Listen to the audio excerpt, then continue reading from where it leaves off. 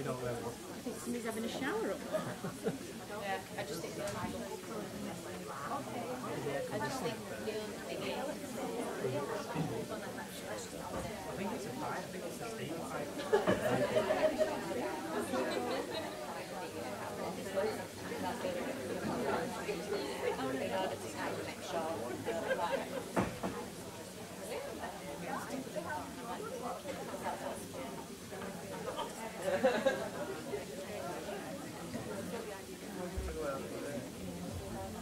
Still 12:29. Everybody's settled down. Although watching on Twitter, live stream.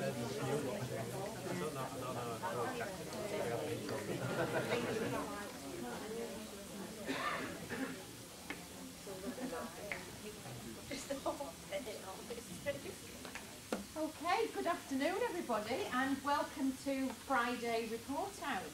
I'm really thrilled to see so many people here. It's really good that we've had to have a reshuffle and open some more doors.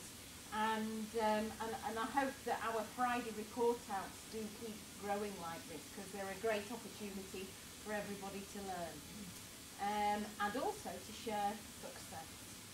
So we've got a packed agenda for you today, and the first part of our agenda is really about processes that have been going on in the acute surgical value stream, and I'm looking to be the exec sponsor for that value stream, and so it's really great to see some of all the ideas coming to fruition, and particularly the improvements for our patients.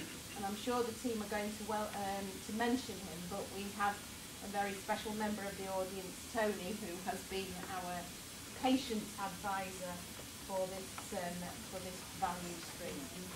So without any further ado, I'm going to hand over to the RPIW team. They've had a very busy week working on the acute surgical assessment, looking at the process of senior review.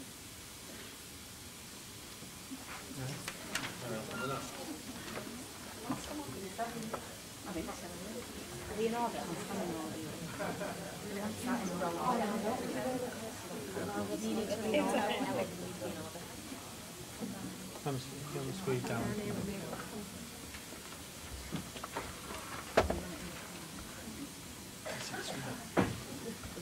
Can you see this? Can you see the screen? Just about. You might need to.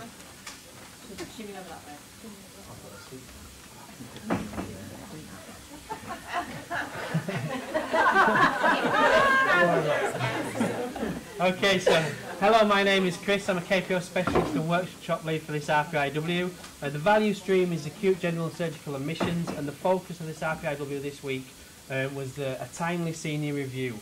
The surgical assessment unit provides a 24/7 service to general surgery, urology and gastro patients.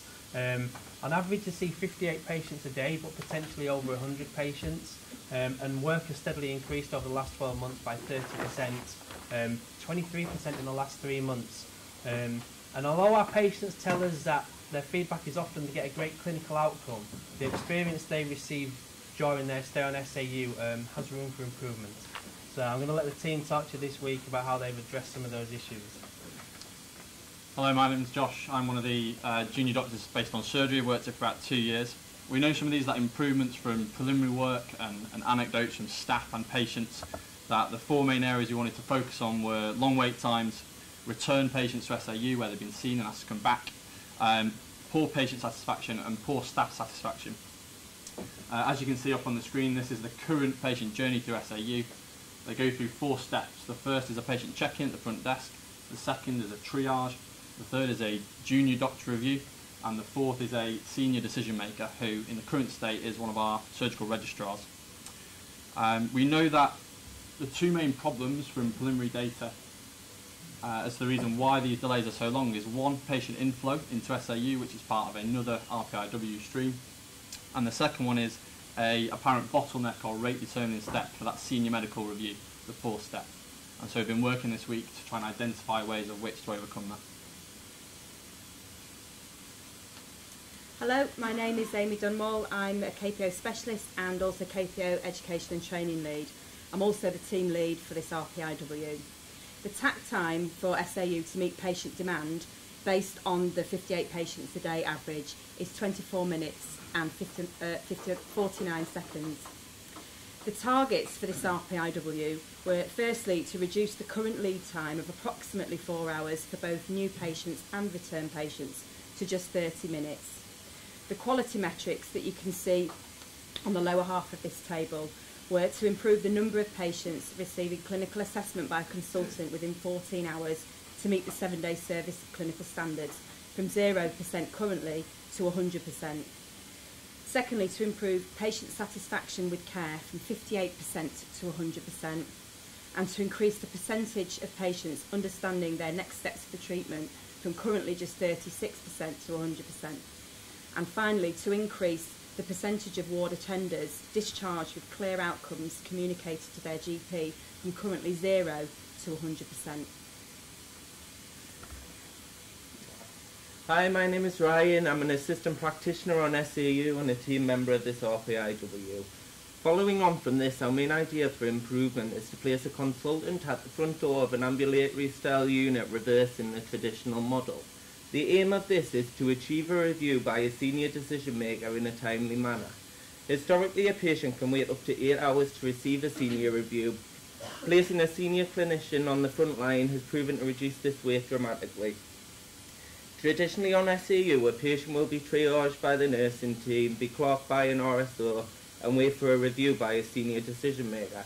In the new model, the patient arrives on the ambulatory unit, is triaged by the nursing team, and will then be seen by a senior decision maker, dramatically improving the patient journey. Hello, my name is Brooke, sister on SAU and team member of this RPIW. We've tried this idea in different forms this week, completing multiple PDSA cycles over the last 3 days. We've trialled using different operators in different roles. We saw 18 returning patients for CT scans, ultrasounds and repeat examinations.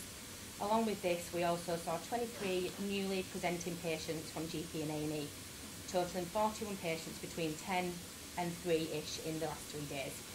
The average time for returns through this process was 36 minutes 28 seconds, and newly presenting patients was 54 minutes and 15 seconds.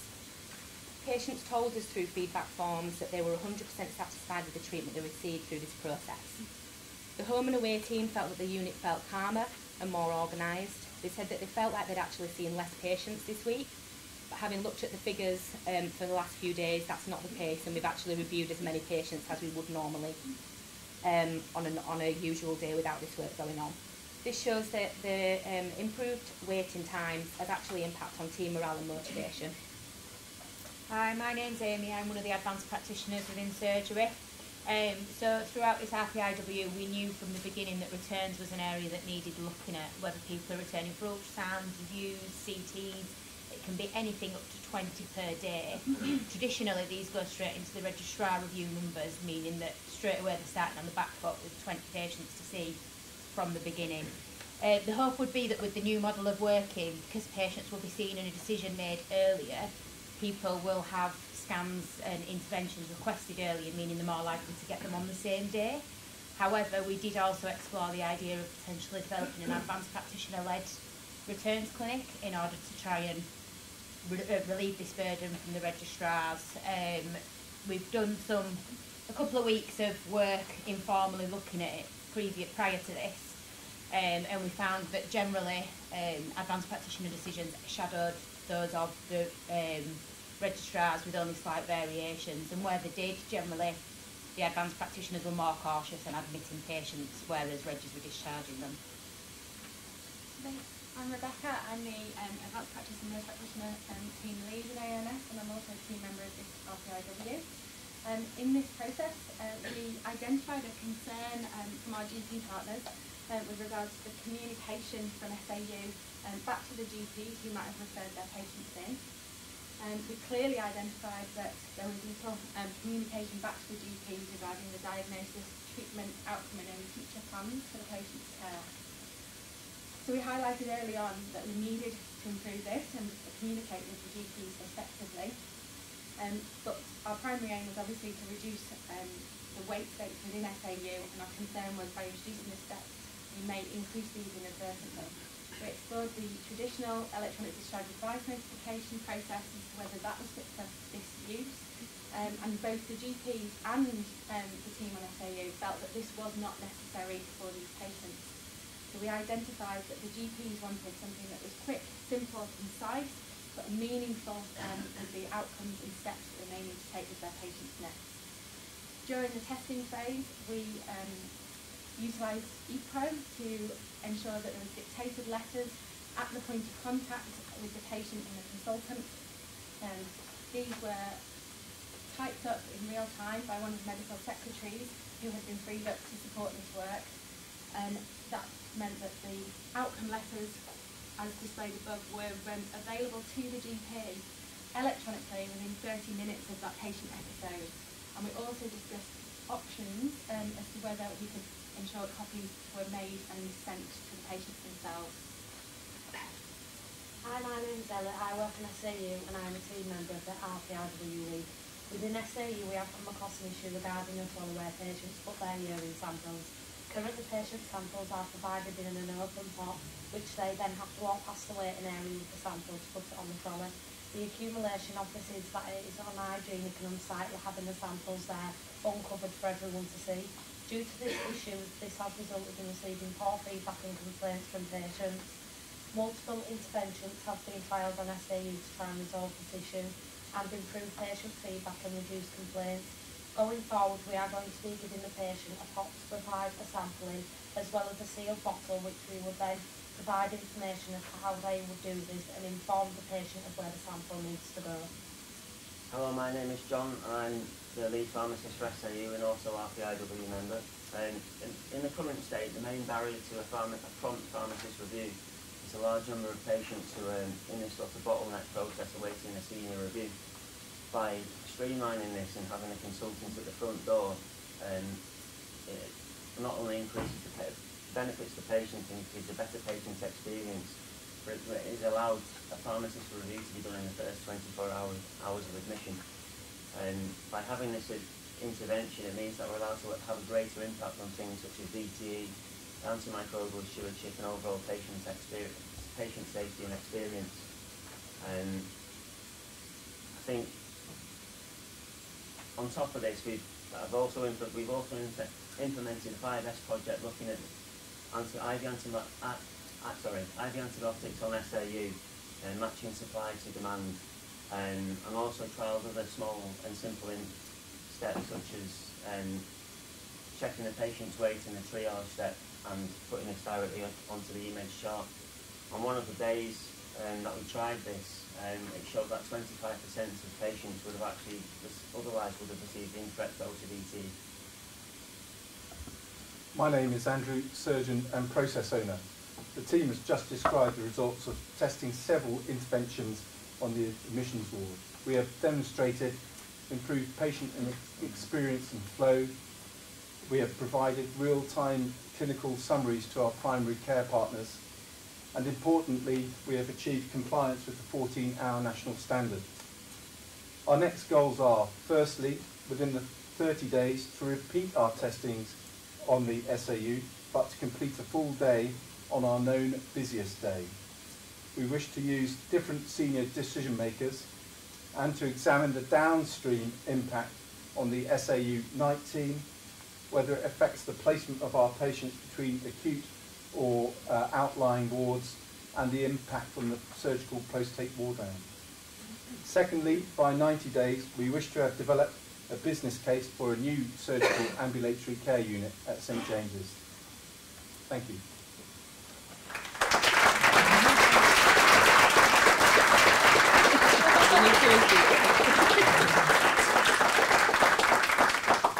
And finally, just to summarise, we're not quite finished, but great to receive applause halfway through.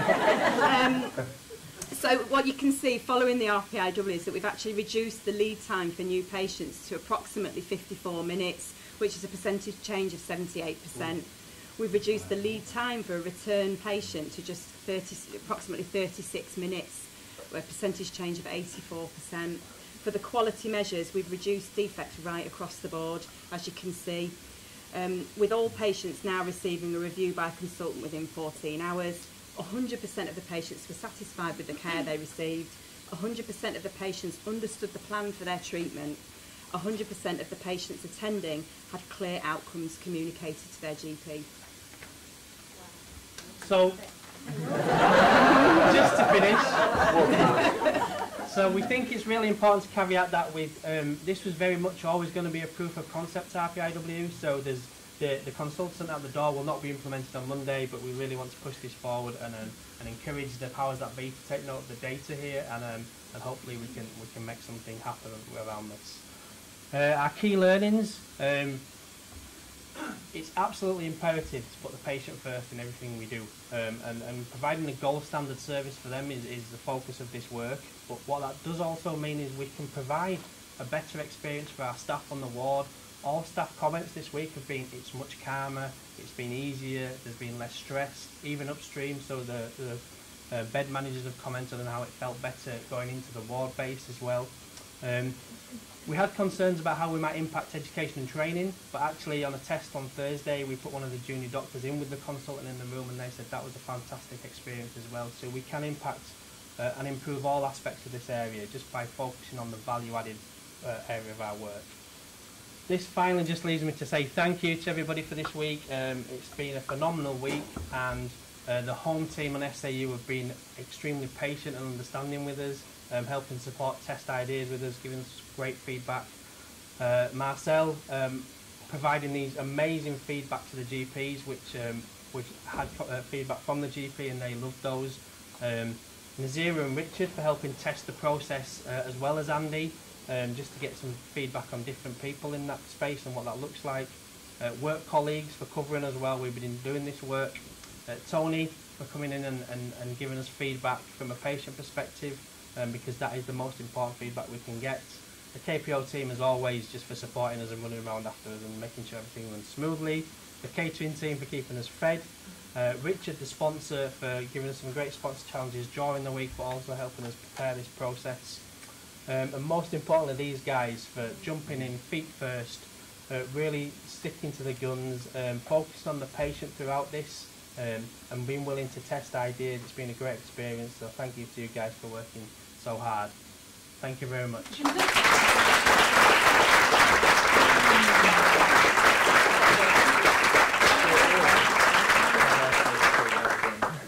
Honestly, I think just stay there a moment, guys. It's been really good, and congratulations. I'm really delighted with the progress that you've made for our patients and for our staff. So I am going to open it up for questions because we've got a big audience today. But I'm going to go just to Richard first of all as the sponsor. Richard, would you like to say anything? Yeah, well, amazing work from the team, and there's a cliche in the sporting world, isn't there, where your star striker is injured and you have to bring on like a young lad who's untested and he plays an absolute blinder, and then in the sort of wrap up, the manager will go, well, it's created a problem for me here, but it's a nice problem to have. Who am I going to pick for the next game? I'm not sure that bringing Andy on is the new young striker. The more experienced one who maybe, thought he'd had his day, but no, he came on. I've got a problem, but it's a nice problem to have. The challenge now is going to be how we change our way of working, which is significant to be able to deliver this. So I can't promise that we're going to deliver it by the 30-day report out, but it gives us some really good grounding to justify what we feel to be the necessary changes. So great work. Thank you very much. Thank you, Richard. Well, Harry's Heroes was on, wasn't it? I think somebody might have seen that. And, you know what? We beat Germany. So, right. Any questions for the team? They're all stunned. Yeah. Okay. Well, it's not so much a question, but it is a comment. So, in this post, people often ask me, what keeps you awake at night? And one of the things that keeps me awake at night is the flow of our patients in ED, but specifically as well, over previous time, patients in SAU and the quality of care that they receive, but also, you know, that those really stressful days that you've all experienced of we're full, we've nowhere to go, we don't know what to do. And this is just brilliant, hearing this. I've followed the journey of this right from when SAU was first commissioned. So this is just to hear this, and that's why I was trying to clap in the middle, because I'm so excited that we found a way to be able to manage this. And I can see it in the daily reports, because you can see that SAU looks managed now as you're looking at those data. So just well done, it's brilliant. And you know, hopefully it'll make me sleep a little bit better at night. So. And you as well, yeah. Okay, thank you, Dawn. So I'd just like to say thank you to you all. So Josh, Amy, Ryan, Brooke, Amy, Rebecca, Ella, John and Andy. Thank you so much, as well as to Amy and to Chris. But we'll give you another clap and you can sit down, although I know Brooke is going to stay standing. I need to get my water. All right.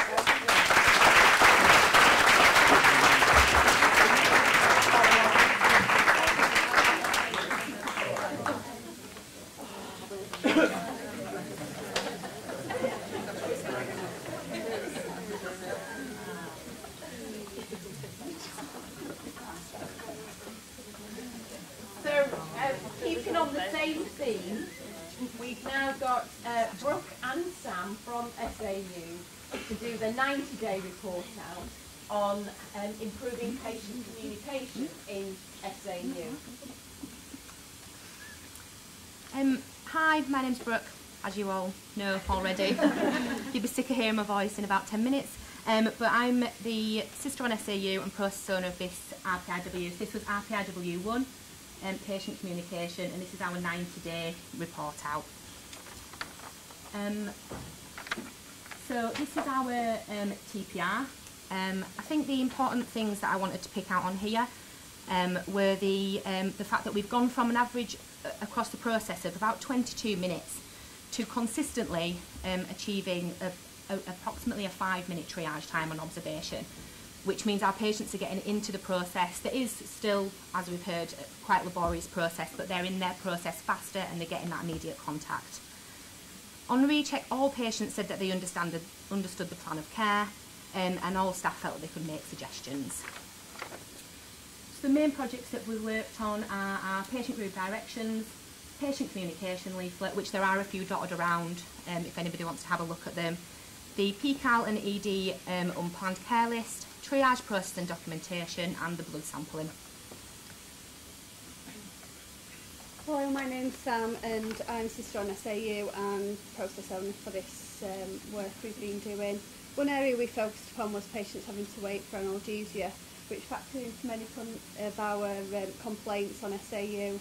PGDs were available in SAU, however none of the nursing staff were trained to give any PGD administration, apart from some of the surgical nurse practitioner teams were able to do this.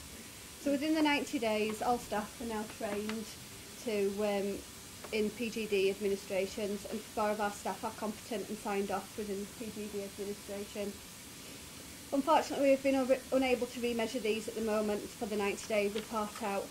However, personally, I know when patients are on the unit and they're in pain, the satisfaction to be able to give patients pain relief and then sit them out to wait to see the doctors to make sure they're comfortable and they're ready to be re-examined by the doctors gives you much job satisfaction to know that they're better. The next steps are to remeasure at 120 days, so all staff will then be competent in this area. So the patient communication leaflet. So prior to this work, we had feedback that patients weren't sure what they were waiting for and why. There was no clear pathway. They were given different expectations from GPs and A&Es about going straight into beds and that sort of thing, which caused negative feedback. So during the RPIW, we looked at the patient information leaflet and how that can just help someone, give them a visual aid along the journey of where they're up to and what their next steps are. So we've currently at 90 days got a temporary leaflet which we're still using at the moment, which is being given to patients attending SAU. However, the one that you've got around the room, which is this one, is on order at the moment, and I'm hoping will come early next week so that we can give this better looking pathway to patients. Is this something that we're really quite proud of as a team that completed this RPIW, and the team on SAU? We've asked for some preliminary feedback regarding the new one, and they've said that it's easy to read and understand. This is from patients, that it helped them understand what was next. And they said even though they were still waiting, they knew why they were waiting and what was next for them in the process. And if you look on the reverse, there's a few bits about amenities and that sort of thing. They're quite brief, but it was just knowing a bit more about how to get around the hospital and where they could go for comfort, etc. Another part of the patient communication was the expectations from patients thinking that we as staff were aware that they would come into the assessment unit. We had great response from the PCAL team, who have been adding all these patients now to the unplanned list on PPM. This enables the nurse in charge to be aware of how many patients were expected, ensuring continuous patient flow throughout the unit. Our next steps were to include working with IT to see how this can be electronically displayed within the assessment unit, as currently it requires manual logins and a custom list. The next area was the triage process. So we looked at patients felt, and we got a lot of this feedback. Some of this came directly from Tony, that they felt like they didn't move forward in the process because everyone was in one waiting room. There was no sort of variability as to where you waited. So we have created a new triage waiting area. The chairs were being delivered yesterday. They've come this morning for that, so we are up and running with that area. So patients now flow through the journey much better. We looked at a new triage form which we PDSA'd and 5S'd as well, and that's now got all the information that is required for the triage team and the patient to prepare that patient ready to see the doctor. The next steps for this really are the triage form's complete. However, from doing RPIW2, we've picked up a couple of extra things that we think that we need to include in that triage process, so we're going to go back, pick them up, re-PDSA, and then we can finalise them documents. Prior to the first RPIW, we were shocked to realise that bloods could be waiting up to an hour prior to being sent to the labs. So we've embedded a 10-minute timer to ensure bloods are either podded or taken to the labs within that 10 minutes or less. Data ensures this is happening on 100% of the bloods being taken. That includes out of hours and on nights. During the locality of the pod system and where it's based, not being on the ward, and the issues we have with lack of pods or the system failing, we're struggling to get this time down to 5 minutes for all bloods, but 60% are going within that time, so it's a great improvement for us. Next steps are to look at options that are linked with the RPIW2.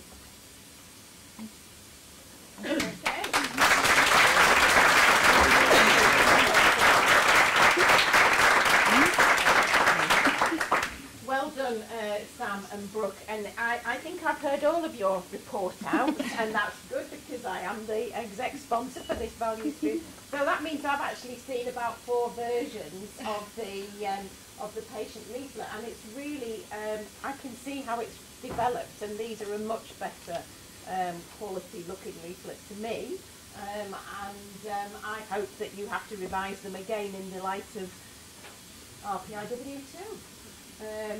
But thank you very much indeed, and well done. And the feedback from patients is really positive, and so that's what makes it worthwhile, isn't it?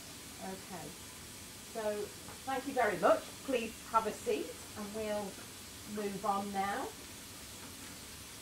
So it's very lucky, Brooke and Sam, that in the audience we have Adrian. Yeah, this is the worst named slide ever, because this is not improvements in pathology. This is this. So I'd like to introduce you to Adrian Miller, Claire Kenny, Alison Beckett, and Catherine Harbutt. And they're going to tell us about some improvements in patient care. Thank you. So we're here to report out on our project which we named Making Every Second Count, which is a multi-CSU LIM project to improve the outpatient experience for patients receiving systemic anti-cancer treatment. I've previously done some lean work with the Oncology Day Case Unit in my previous role, looking at how we could reduce waste for patients on their day of treatment. With my new role as lead nurse, we then have got some confidence with the tools and the opportunity to take a step back and look at what happens to a patient prior to them attending the unit when they actually attend for their prescribing appointment. So my first recruit to this project, which obviously I wasn't going to be able to do by myself, was Claire, our oncology business manager, to try and just interrogate some of our data of who actually attends outpatients. So we actually have 10,000 patients that attend oncology outpatients on level 1 in Bexleyrig in any 1 month. And we were able to look at the fact that there is actually only 2,000 patients who attend for assessment prior to their systemic anti-cancer treatment. All of them require a blood test and results to be able to proceed with their treatment going ahead. We looked at whether there was any standard work, which was very, very variable, really. It showed that we have all worked very hard with multiple workarounds to make sure that the patient experience was as good as it could possibly be. Many of these were within our pharmacy department, where all of the prescriptions have to be validated prior to them being made and then dispensed. So it naturally created a project group of oncology, pathology with the blood test and pharmacy, where all our prescriptions go through, with our joint aim of reducing the waste and improving the patient experience. Okay, so hello, my name is Adrian Miller. I'm clinical lead for blood sciences. And Alison and I first crossed paths when we did Lean for Leaders, so applying the learnings and the tools from that. We kind of stuck our heads together and we knew what the perception was, but we wanted to use the LIM tools to actually put some evidence behind that. And so you can see our standard worksheet there, and this is all, it really comes from how clinics are, how they originate, you know, and you're looking there at what's actually available and what's achievable. So they've kind of evolved over time. And so what we observed is that the patient turns up.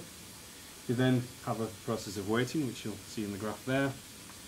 Now this is the value-adding component where they are actually in with the consultant. But really importantly for this aspect is that the consultant doesn't have all the information that they need for that to be the best informed consultation that can possibly happen. So there's a few things missing. Have the consultation, then the patient goes off and waits, and they can wait quite a long time, as we found in our observations. And then this is where it can really fall down, is that if the lab aren't aware that there's a patient sat waiting for some drugs to be prepared, then the pharmacy can't make the drugs. And this is reflected. So when we, in a project like this, it's really difficult to understand what success looks like, because there's so many variables in the system. So we thought we'd get the patient's perspective, as alluded to in the previous RPIW, keeping the patient at the centre of everything. And this was just some, I haven't taken my own hand on and fixed the typo that was in there, so I sincerely apologise for that. But you can see the themes that run throughout. Waiting for bloods, the area where people underwent phlebotomy wasn't particularly appealing, but then, as I alluded to before, there's then difficulties getting those prescriptions made. So, as Alison alluded to, there was loads of opportunity to improve. And this is just to show when we compiled all this together in the value stream map, you can see all the variation that had crept into the system over the years. You've got established care pathways, but there was very, very little standard work in there. And so, loads of opportunities. I guess what I want to highlight, you know, when we're trying to define what success looks like, is that, you know, one of the first things that Helen and Celeste will tell you is set your boundaries. Now, obviously, we couldn't follow the patients home and see when they got the medicines delivered however long later.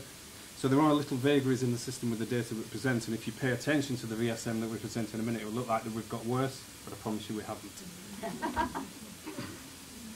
Thanks, Adrian. My name's Catherine Parber. I'm the consultant pharmacist for Cancer Services. When we talked to our patients about their experience, they were all really grateful for the care and the treatment they were receiving, but there was one common theme that was coming through, and that was frustration about the amount of time that they spent waiting to see the doctor, waiting for blood tests, waiting in pharmacy, and then often waiting in again at home a few days later for the medication to be delivered.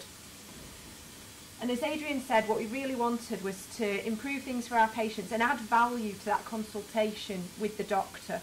But also from a pharmacy perspective, we wanted to improve satisfaction for our staff and improve their efficiency. So pharmacists were often returning many times to a single prescription, checking and checking, waiting for blood results to come available. And we wanted to move to something that we were calling one-stop checking, where, again, for pharmacists, all that information was available at the time that they checked that prescription. So we decided to develop a pilot, and we did this in the Gynae Oncology Clinic over 2 weeks.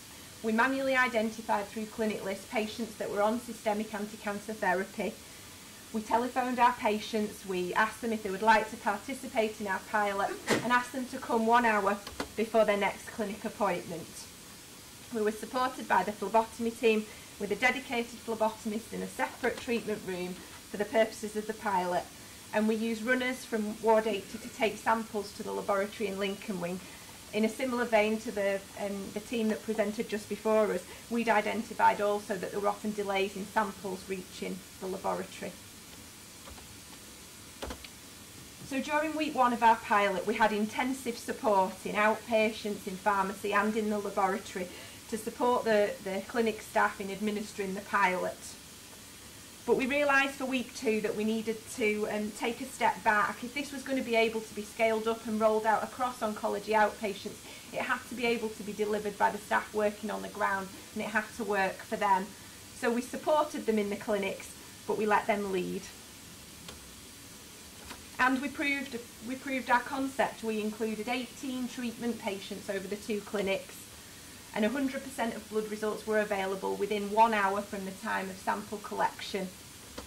And we had numerous significant interventions and feedback from the prescribers based on these blood results. And I just want to share a little case study with you of a patient who came from Ripon for a review prior to her next cycle of chemotherapy. Her blood results were available to the clinician in that appointment. Her blood results weren't within the safe limits for her chemotherapy to proceed. She needed longer to recover before her next cycle of treatment. This saved the patient a wasted return trip from Ripon.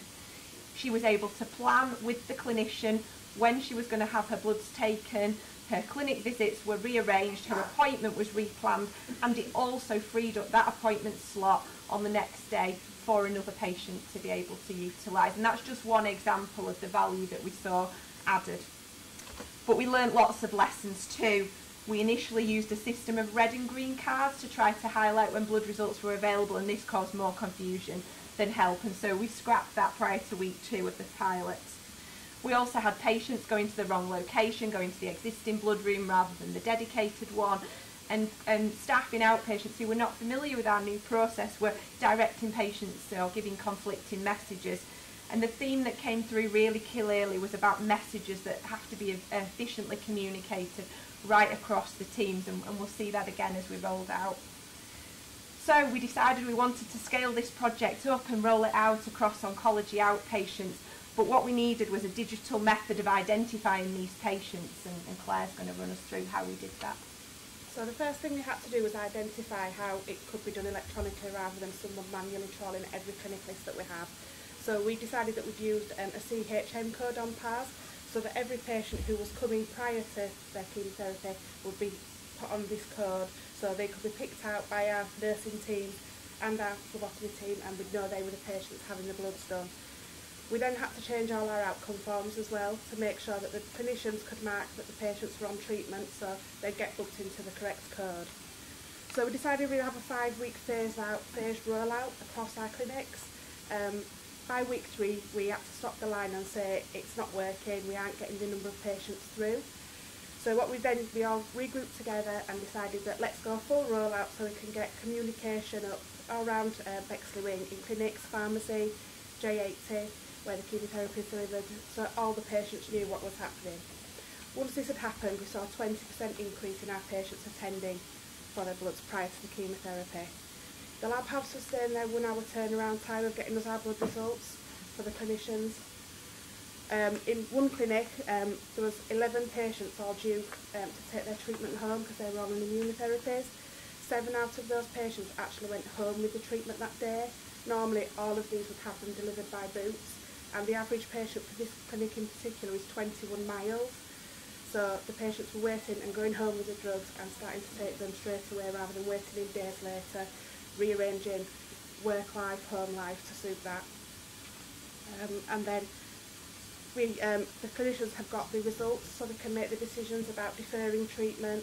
Some occasions we've actually had people have had the chemotherapy doses increased because they've got little or no toxicity. So it's really working for our patients, and the feedback is that they like going home knowing what's happening rather than going home and waiting for a phone call or turning up the day of chemotherapy to be told, sorry, your blood count's out right, we need to delay your treatment. Okay, so this is just what our future value stream map looks like, and as you can see we've rejigged things so that now that it's a far more valuable consultation, and the non-value adding activity that we couldn't capture earlier now just simply doesn't exist. So we're asking patients to yes, give us an hour of their precious time before their appointment, but now there is no variation afterwards, and they're going home with a clear decision plan and no more waiting and putting their life on hold waiting for Boots to turn up with the chemotherapy. So our next steps, the next thing we need to do is actually nothing really. We need to make sure we are embedding the process that we've set up and to make sure that we can actually sustain the improvements that we've put in place. We've removed that intense support that we did put in during the rollout, and just literally are there for sort of monitoring and advice as needed. What we do need to do is some post-observations. We obviously did them after the pilot, but once it is embedded in, we do need to go back and ensure that we have sort of achieved our objective, and we are making sure that that patient time is value added.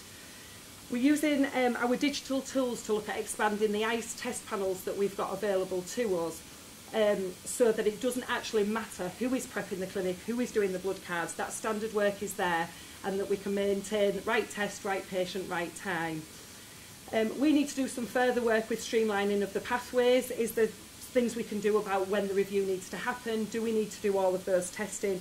And do we actually need to bring them to clinic each time? And so there's ongoing work we can do there. This has come out of us streamlining the day case pathway that we had already in place. So I think we then need to use this experience and the learning that we've had from the oncology outpatients and see if we can transfer it across to haematology and the other pathways that we manage within the oncology CSU. And we would just like to say thank you to everybody, particularly outpatients phlebotomy, who unfortunately have just had to leave us, have been hugely supportive of this project. We've also had Matthew Spence from pharmacy, who's our quality improvement, who was on his holidays today, so can't present with us, but has been a massive help and part of the project group as well. Okay, thank you very much.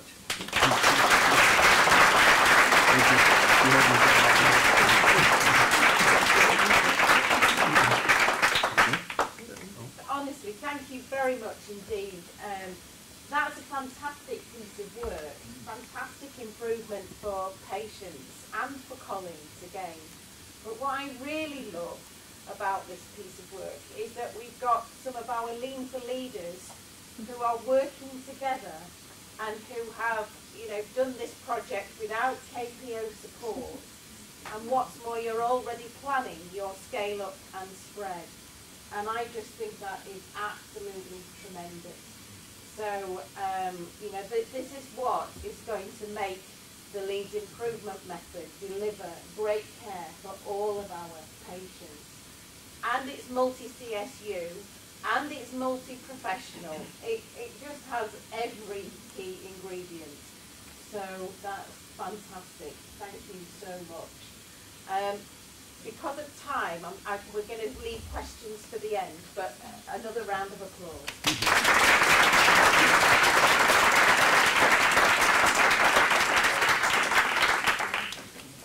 So I'd now like to invite Sarah Dempsey to come forward and to receive your Lean for Leaders certificate. Thank you very much. So Sarah, fantastic, well done. And congratulations on doing your Lean for Leaders, completing all your Gemba work. Chris is taking a photo, so let's turn that way up. And I know how much work goes into this. Would you like to say anything or about your project? Well, yeah, so it was really interesting. So I did it across 2 different roles. I previously worked in an improvement program with cardiac surgery, which was a role which was quite interesting for the KPO to kind of help me with, because it was very different to people that are working within their own teams. I was working across a lot of different CSUs. So I got support from both Chris and Ginny and Helen, but also Celeste, and I had some support from Virginia Mason as well. I did some Skype calls with people over there to make sure that I could find a way for it to fit in the role that I was doing. And then I did the last module in the digital informatics team, who have really started to embrace moving into Leeds improvement method and taking it on. So it's been really great to have everyone's help. Fantastic. Well done. Congratulations.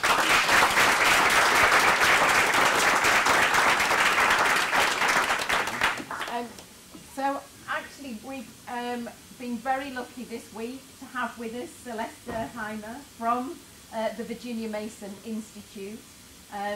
Celeste is one of their senior senseis, and she's been with us all week. So I'd just like to invite you, Celeste, as transformational sensei, to come and give us some reflections on your sensei week. Absolutely. It's been an amazing week, actually, and I am thrilled to see that you had to knock the wall down to get more people in. It's really exciting. I'm not going to take a lot of time. It's beautiful out.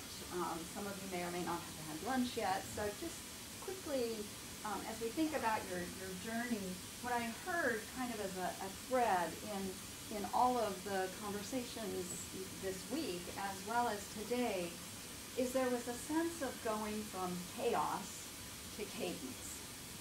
Okay, and that I think is one of the most significant byproducts of the improvement method. We talk a lot about this being our management method, and last time when I was here, back in September, I talked about a concept, shuhari, but I didn't tell you what it was. I left you hanging. Right? So we're going to talk a little bit about that. First, I'm going to draw the same picture I did last time. So this is, because this truly is a management method. You can tinker around the edges with improvement, and that's fabulous. You can get some really good results. But this is about changing culture, right? Self-free zone, remember, I think I told you that last time, right? Culture. So it's about changing culture. And it has to start at the top with, it's called policy deployment, but it's really your strategy, policy management. And what I heard resoundingly and saw this week is on your strategic pyramid, what's at the top? The patient is at the top. I heard that over and over and over again. Here you've got cross-functional management, all right? Your value streams. The work that this last team just talked about doesn't have to be an RPIW. I thought you were going to jump up and down here. I'm right with you. Because how exciting is that? I love the work of the RPIWs. I really do. But to see people taking it, owning, and across CSUs do this work, really well done. That's cross-functional management. It doesn't have to be a value stream anointed by your guiding team. And then we're moving into daily management. And again, this last team, I think, really exemplified daily management. And Sarah, with your lead the leaders, congratulations. The more people that understand this method and use this method, the stronger your organization is going to be. And so you've got your Leeds improvement method all throughout, permeating every aspect. So Shuhati, back almost 4 years ago now, when I first led your first sponsor session at Chapel Allerton, and then the second one, I think, in these very rooms. Shu is where you're initially learning, you're mimicking, you're copying. You may not know exactly why you're doing it or what you're doing, but your sensei come and say, this is what you need to do. Ha. You understand why you're doing it. Oh, I get it. They said we have to do these things, not because it's on a checklist, because it really matters to the process. And then read. Read is where you go, you know what? I think we need to adapt that. So it's kind of PDSA-ish, but can I have the transformation continuum? Just something. There we go.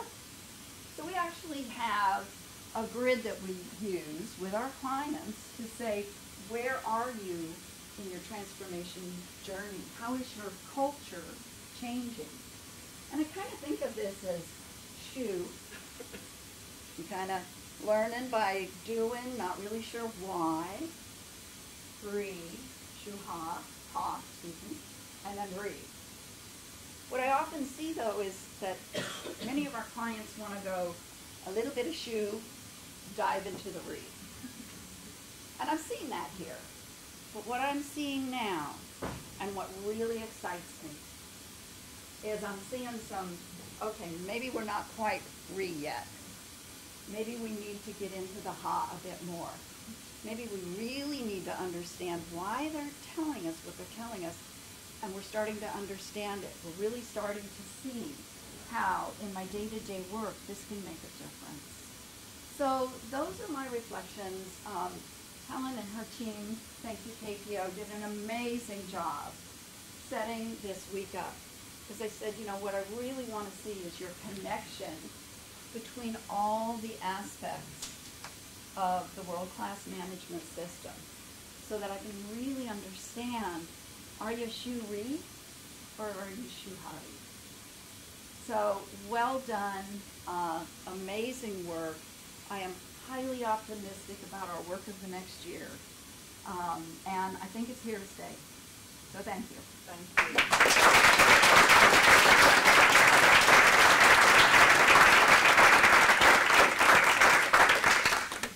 So, thank you, Celeste, and thanks for the reflections. And we can't underestimate the benefits it has for us when you spend time with us, whether it's time here in the organisation or down the line when people are contacting you for some coaching when you're working back in Seattle. So thank you very much. We've got about 5 minutes for questions. So have we got any questions for our teams that have presented? Or I guess for Celeste, I don't think she would mind. So anybody got any questions? You're all very quiet. Yeah, Jenny. You might have to shout, Jenny. I'm sorry. I don't know what the noise problem is. So it was just an observation on the pathology piece. I really liked it in the point that you shared that you tried something and it didn't work and you scrapped it. I don't think we hear that so often. And I love that you stopped the line. So, you know, it's those sorts of things, but often we really use these to celebrate. But if it's also going to be learning, I love the bit that said we had to go and that didn't work, so we tried something else. So, yeah, thanks, Jenny. I agree. I thought that was a great comment. Ellie, I know you're here from oncology. I think Kathy was here. She was here. I know she's here. Any comments from you? Well, I think I'd love to take those notes, but this is already happening as I'm looking at incredible, but I think it's big work. I think it's the root that last week the first story for my RPI and the samples being these similar opportunities between patients and our patients and really about to lead to Okay, thanks, Ellie. Dawn. So I'd like to update you. So lots of what we found in doing this work is common with other outpatient departments. Is there a plan? There is a plan. You know what? I'm not going to take this. Pastor Siraj, she's pretty much already put the forms together with the forms and all of them yesterday. Yeah, I think it's just about prioritising patients, really, and I think it's the work we've done with the lab, with pharmacy. Not everybody can have acute bloods done, and if we send everything as acute bloods, then nothing's acute bloods. And I think it is knowing what your patients are there for and prioritising the patients, and that's sort of the thing to take forward. And looking upstream of how it actually affects, and having that empathy for what other departments are working. And I think that's the one thing that we've taken from this. That I know when you came and did the observations in outpatients, you couldn't actually believe what happened, and it is just having that working together to see actually how your bit affects everybody else, and then actually it's very easy to come up with solutions. Yes, so I guess it's the wider spread into outpatients beyond oncology. That will be back to Adrian. Absolutely, and I think this is the beauty of I'm not saying it's Helen and Celeste here and Chris, but the trouble that we have in the lab is that we're very much feast and famine. And what we need to do is get that level production going, and by having the intelligence in the system, because we know that the clinics are happening. And if we can really, get that standard working there, like what clinics on today, what's the number of patients, what are they expecting? We level it all off, and so we don't even touch the acute stream, which I was quite forceful from the off. The vet will have my head on a spike if the ED turnaround time slipped beyond an hour, and so thou shalt not touch the A&E work stream, but you're allowed to just filter in. If we do it, that's why we put bells and braces on. And I think as Alison mentioned in the next step slide, we'll get this embedded, we'll make sure that we're achieving what we need to achieve, and then we'll start dropping into the clinics. And this is where we need obviously the support of the consultants and clinicians. They have to get on board with this. That really is a plea that we didn't say, but I'd like to say now because we support it, because it is going to be a change to their practice. But I don't want to. Am I allowed to mention names? Yeah. Sorry, Alison Young, wherever you are, but she was quite sceptical from the off. Within one patient, she was doing cartwheels down the corridor because she had the results. She had results that she'd never had before in the consultation, and she then had the patient. It was brilliant for all concerned. Great. Can I just ask, with all the extra work through SAU and through the oncology side, have we got any feedback on how long the bloods are taking to come back? Is there a little bit more of a delay than we had before, or is it so within the hour and it's completely hitting that target all the time? We monitor the A&E turnaround times and for SAU and oncology. Well, when I mentioned thou shalt not touch the ED, SAU and JAMA, they're featuring that. Right. There's about 11 commandments. I mean, I think the message is that it's not just that you're doing today's work today, you're doing this hour's work this hour, isn't it? I mean, the machines and the in the laboratories now is very sophisticated. But as you say, Adrian, if all of a sudden you get a big glut of